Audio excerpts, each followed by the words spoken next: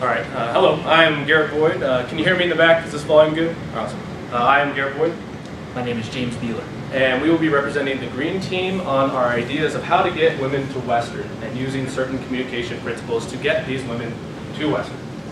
Now first I'd like to touch on this idea of followers. And who are followers? Followers are people who like to make their decisions based on previous choices they've already made. They tend to avoid risks because the big decisions involve a lot of risk and they feel unconfident about these big decisions.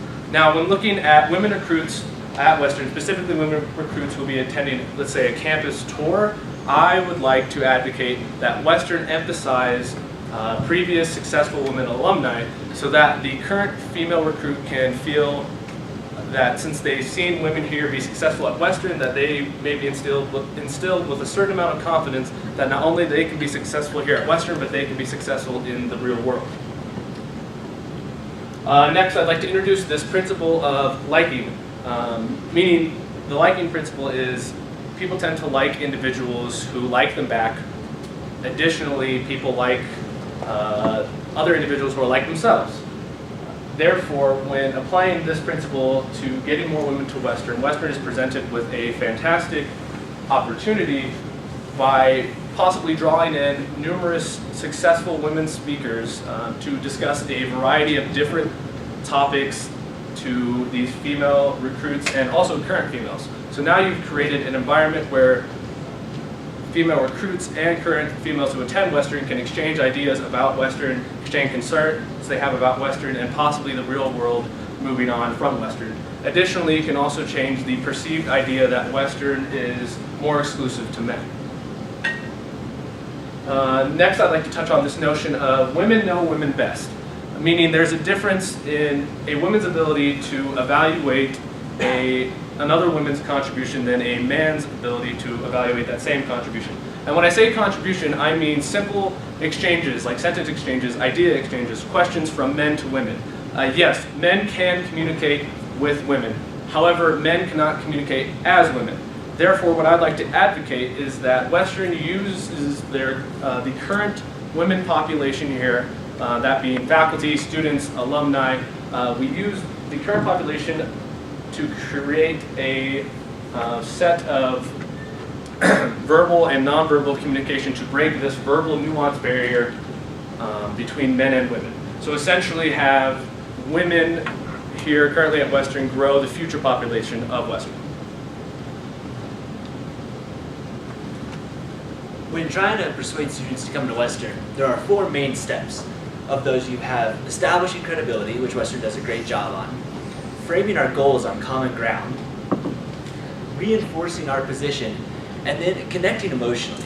Of those 4 steps, the most congenial to tweaking for specifically women is connecting emotionally. It should be quite obvious that high school boys and high school girls are going to have different emotions at this point in their life. And I think that is one step that we can hone in on when using our wordage and trying to figure out what is the best way to reach out to these women. And so, as not being a woman, I can't specifically identify how we should do that best. But as Garrett mentioned in the previous slide, women authors are really well positioned to do that. So as a final strategy, I would just like to propose trying to really connect with women specifically at that stage in their life. Thank you.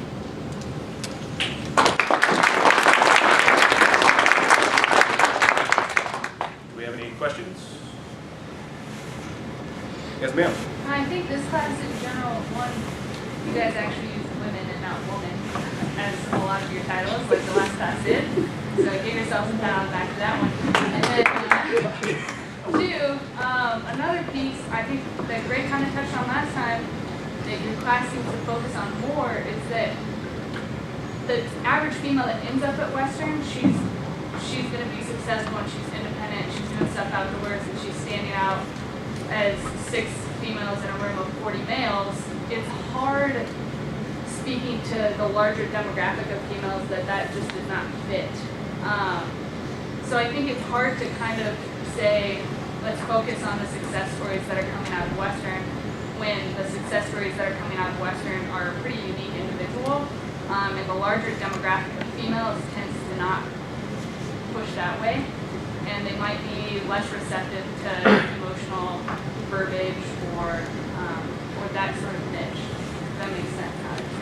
Yes, that makes plenty of sense. And to a certain extent, I agree with you. I would also like to come back to I believe it was my second point.